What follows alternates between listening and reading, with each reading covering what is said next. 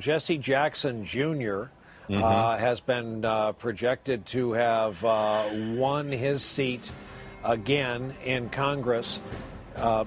Notable because he just hasn't been seen in public for months, hospitalized for what was described as depression. Here's the projected House of Representatives at Dems 196. Republicans 239. Those people following the House, the balance of power. Presumably, you're looking at John Boehner as Speaker again. That man is now at age 78, the longest serving Republican in the U.S. Senate. Orrin Hatch of Utah is going back. Sherrod Brown in the state of Ohio has turned away a challenge from a two-tour Iraq combat veteran and a Marine reservist, Josh Mandel, and Sherrod Brown is going back to the U.S. Senate, as is his Democratic colleague from Pennsylvania up the road, Bob Casey.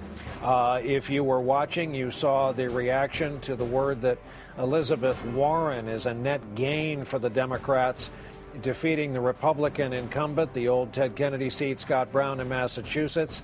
And this is the Dick Lugar seat from Indiana. Joe Donnelly, the Democrat, will represent the state of Indiana in the U.S. Senate. This was a big one on the East Coast. Linda McMahon of World Wrestling fame turned away her second attempt, a ton of personal money, a ton of negative ads. The Democrat Chris Murphy will go to the U.S. Senate in the Lieberman seat. And there is the balance of power in the U.S. Senate, which brings us to Andrea Mitchell, who's been watching all these races all night. Andrea? Well, there are a couple of other interesting things interesting to note. Tammy Duckworth, who is in the Veterans Affairs Administration, who had been soundly defeated before, has been elected. She has defeated a Tea Party favorite, Joe Walsh, in Illinois. So that is a big victory against someone who was very controversial. She is a double amputee from the Iraq War and an extraordinary candidate and an extraordinary member of this administration, someone very close to the president. But what you're seeing is that the House is firmly in Republican hands, as you point out, and it will be a vote of that caucus to decide whether John Boehner is the Speaker, presumably, although he's been challenged in the past by Eric Cantor internally. Presumably, he will be the Speaker of the House again. But the Senate now, as Chuck Todd was pointing out, if the West Coast holds, it would be firmly in Democratic hands. And that is a big victory. That's one of the other reasons why you heard that cheer. But there was a real cheer for Claire McCaskill, because we should point out that Mitt Romney was among the Republican leaders calling for Todd Akin to get out of that seat.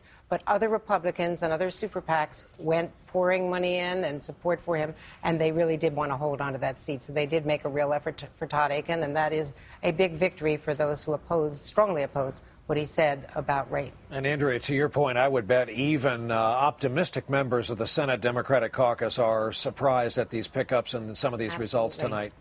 They are surprised. And Sherrod Brown, Ohio is, as you know, still being hotly fought on the presidential level. But Sherrod Brown clearly, those votes came in for him. That was one case where he might have been pulled down if Mitt Romney ends up winning Ohio. But he outran the presidential race, and Sherrod Brown is a big victory against Josh Mandel, who is, as you point out, a Marine combat veteran.